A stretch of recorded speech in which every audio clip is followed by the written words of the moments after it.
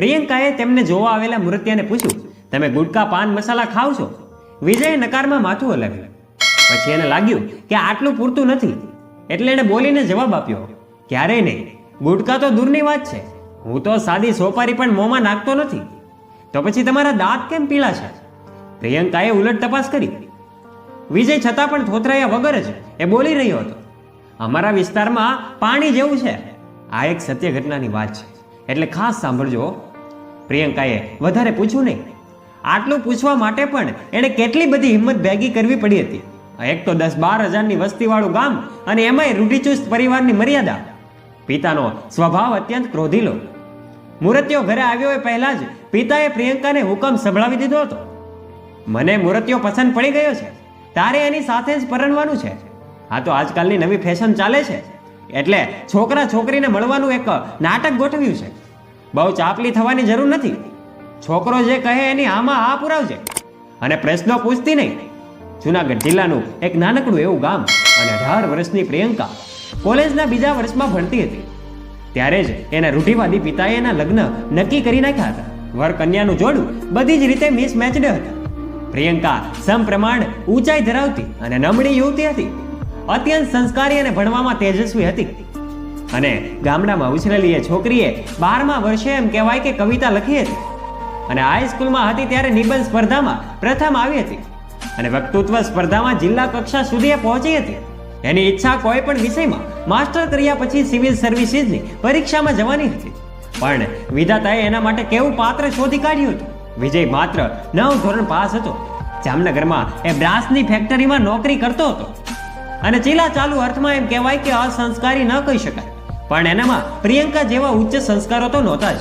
વધુ ભણવાને બદલે સમયસર કમાણી કરતા થઈ જવું, એટલામાં એની કારકિર્દી પૂરતી હતી અને સમય જતી હતી. સારી છોકરી પત્ની તરીકે મળતી હોય તો ખોટું બોલવામાં પણ એને ખોટું લાગતું ન હતું. લગ્નની તારીખ નક્કી થઈ ગઈ. ઘોડી ઉપર ચડી અને એમ કહેવાય કે વરરાજા આવી પહોંચ્યા. લગ્નની વિધિ શરૂ થઈ. શુભ મુહૂર્ત જોઈને ગોર મહારાજે કન્યા પધરાવવાની સૂચના આપી. મામાની સંગાથે પાનેતરમાં શોભતી પ્રિયંકા એ માંડવામાં પ્રવેશી. લજ્જાના ભારથી અને એની પાપણો નીચેની તરફ ઢળેલી હતી. હસ્તમેળાપ સમયે એને નજર ઉઠાવીને વરરાજા સામે જોયું. એ સાથે જ પ્રિયંકાને જોરદાર આંચકો લાગ્યો. એ વરરાજાએ ગુટખા ચાવતા બેઠા હતા. એના બંને ગલોફા ફૂલી ગયા હતા. અણવર એમની બાજુમાં જ બેઠા હતા, અને થૂકદાની લઈને એ બેઠો હતો. વરરાજા થોડી વારે કન્યા રત્નનું મુખ દર્શન કરીને સૌંદર્યનું રસપાન કરી લેતા હતા, અને થોડી વારે મુખમાં ઓગળતા એ તમાકુના રસનું થૂંકદાનીમાં વિસર્જન કરી લેતા હતા.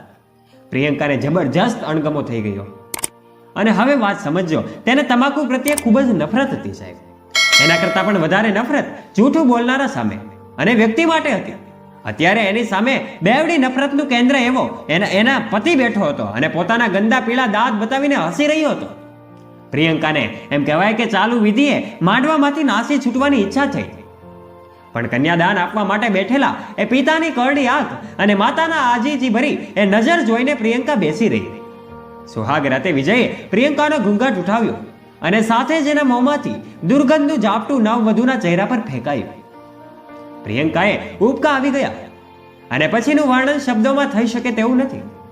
બીજા દિવસે પ્રિયંકાએ પતિને તમાકુ છોડી દેવા માટે ખૂબ સમજાવ્યો. 2 હાથ જોડીને વિનંતી કરી, પણ 9 ધોરણ ભણેલો એ વિજય હવે સ્વામીનાથના પાઠમાં હતો. એણે કહી દીધું, હું તને છોડી શકું, તમાકુને નહીં. પ્રિયંકાએ સાસુમા પાસે રજૂઆત કરી, બા, તમે તમારા દીકરાને આવા સંસ્કાર આપ્યા છે. લગ્ન પહેલા મેં એમને પૂછ્યું જ હતું, ત્યારે એમને ના પડી. આવા પુરુષ જોડે મારી જિંદગી કેવી રીતે જાય? લાખો સ્ત્રીઓની જાય જ છે ને, તું વળી નવી નવાઈની આવી સંસ્કાર વાળી. મને તો આ મામલામાં વચ્ચે લાવતી જ નહીં. સાસુએ આકરો જવાબ આપ્યો, આજકાલ બધા જ જુવાનિયાઓને ગુટકા વિના ચાલતું જ નથી. ભાઈડા તમાકુ નહીં ખાય તો શું બૈરા ખાશે? સાસુ માએ દીકરાનું ઉપરાણું લીધું અને વહુને ખખડાવી નાખી. કોઈ પીઢ માણસે સલાહ આપી, જો પતિનું વ્યસન છોડાવવું જ હોય તો તે માટેનો અંતિમ અને અક્ષીર ઉપાય એ છે કે પત્નીએ પણ એ વ્યસન ચાલુ કરી દેવું.